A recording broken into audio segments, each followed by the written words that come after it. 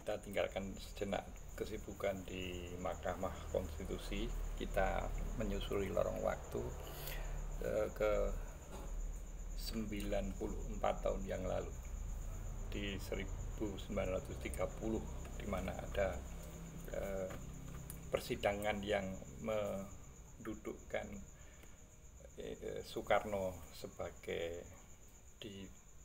didakwa sebagai penjahat, ya. Itu terjadi sekitar 15 tahun sebelum kemerdekaan Indonesia. Waktu itu Soekarno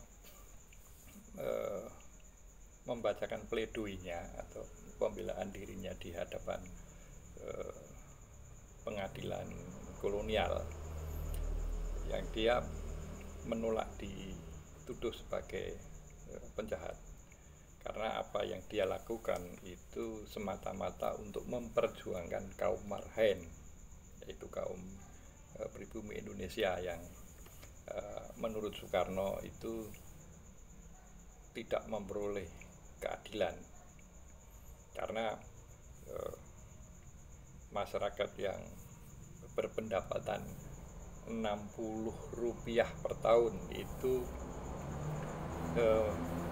terbebani pajak sama dengan masyarakat kulit putih yang pendapatannya mencapai Rp9.000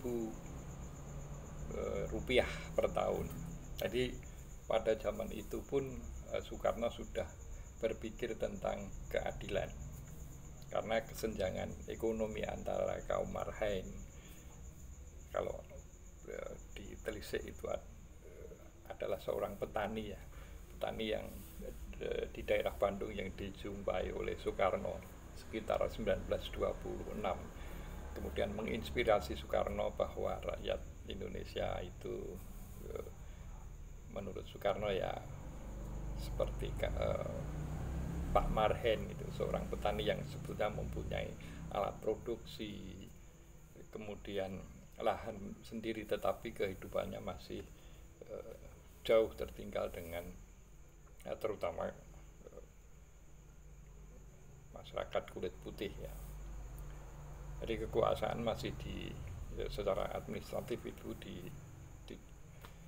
tangan kolonial.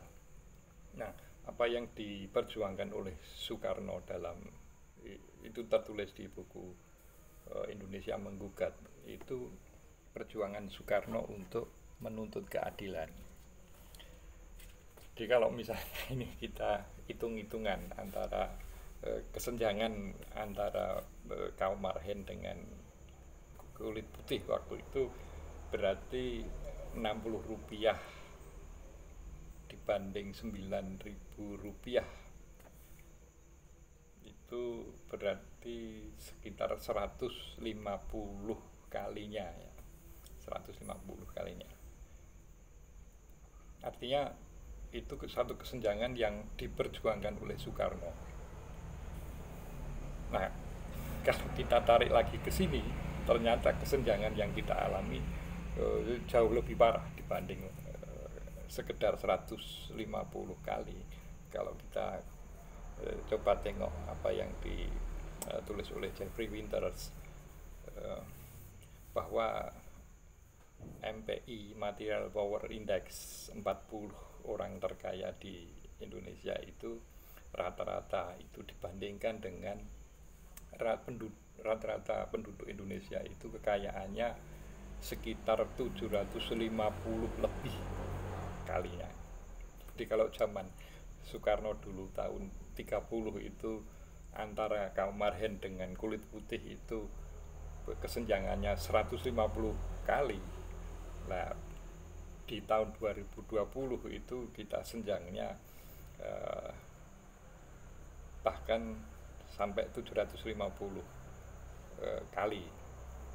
Itu kalau MPI 40, kalau MPI 20 atau MPI 5 itu angkanya jauh lebih tinggi lagi. Ini dari runtut waktu yang sudah itu jelas sejarah sudah kita lalui, maka saya membayangkan, bukan membayangkan, sebetulnya justru menganjurkan kalau misalnya apa yang terjadi di MK sekarang itu coba hadirkan sosok Soekarno dalam persidangan itu. Ya sediakan satu kursi kosong untuk para hakim berimajinasi tentang kehadiran Soekarno di ruangan itu, sehingga panggilan Anda untuk melakukan keputusan yang sifatnya adil itu Anda punya koneksi dengan para pendiri bangsa. Salam konstitusi.